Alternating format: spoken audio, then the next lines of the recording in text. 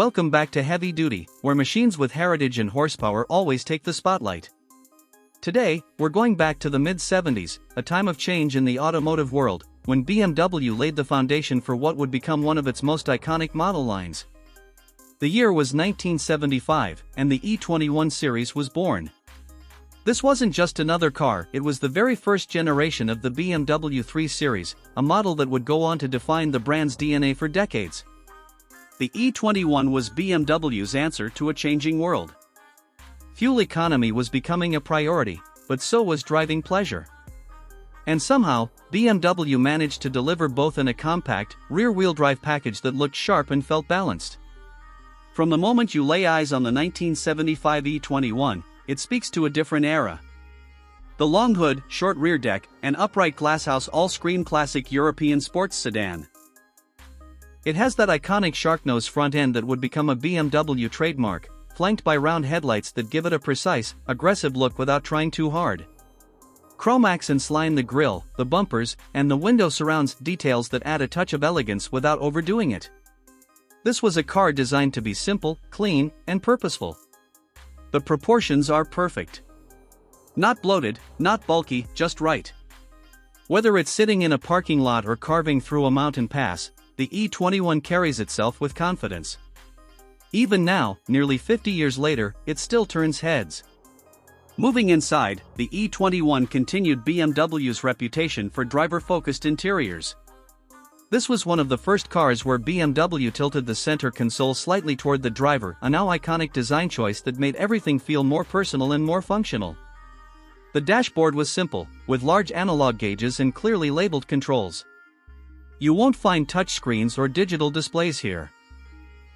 Just straightforward instrumentation that gives you exactly what you need, nothing more. The steering wheel is thin and light, with great feedback. The shifter sits exactly where your hand expects it to be, and the seats, while not heavily bolstered by modern standards, are firm, supportive, and built for long drives. Everything about the interior feels mechanical and intentional. The materials are durable, and there's a sense of quality in the way the knobs click and the doors close. It's minimalism done right. Back in 1975, BMW offered the E21 with a variety of engine options, depending on the market. In Europe, you had the 316, 318, and 320, with engines ranging from 1.6 to 2.0 liters. The US market got the 320i, powered by a 2.0-liter fuel-injected inline-4 that made around 110 horsepower. Now, that might not sound like much today, but in a car that weighed under 2,400 pounds, it was more than enough to deliver a connected, rewarding driving experience. The E21 wasn't about brute force. It was about balance. It had a near-perfect weight distribution, rear-wheel drive, and a chassis that responded like it was hardwired to your brain. On twisty roads, it danced through corners with confidence. The steering was direct, the suspension firm but not punishing, and the whole car felt light on its feet. It wasn't a muscle car, it was a driver's car. With a 4-speed manual gearbox standard and a 5-speed option in later models, it offered a level of control that was rare in its segment. Fuel economy was also impressive for the time, making it a practical daily driver as well as a weekend canyon carver. And thanks to Bosch's early fuel injection system and the 320i, it ran cleaner and more efficiently than many of its competitors. In terms of pricing, back in 1975, a brand new E21 320i would cost you around $8,000 in the US, equivalent to roughly $45,000 in today's money. For that, you were getting a precision-engineered German machine that could keep up with much more expensive cars on a good road. Today, well-preserved E21s can still be found on the market, often ranging from $10,000 to $25,000 depending on condition, originality, and mileage. That makes it one of the more affordable classic BMWs and a great entry point into vintage European cars.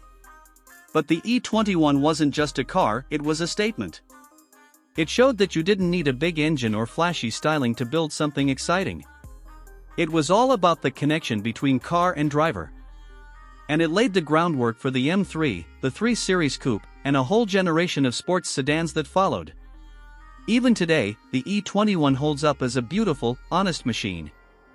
It reminds us that good design doesn't age, and that simplicity, when done right, is timeless. Whether you're restoring one, daily driving one, or just admiring it from afar, the 1975 BMW E21 series deserves its place in the Automotive Hall of Fame. That's it for today's dive into one of the most influential compact sedans ever built. If you're into classic cars with real driving soul, the E21 is a must-see. Be sure to hit like, subscribe to Heavy Duty, and let us know in the comments what other vintage rides you want us to cover next. Until next time, stay classic, stay curious, and stay heavy duty.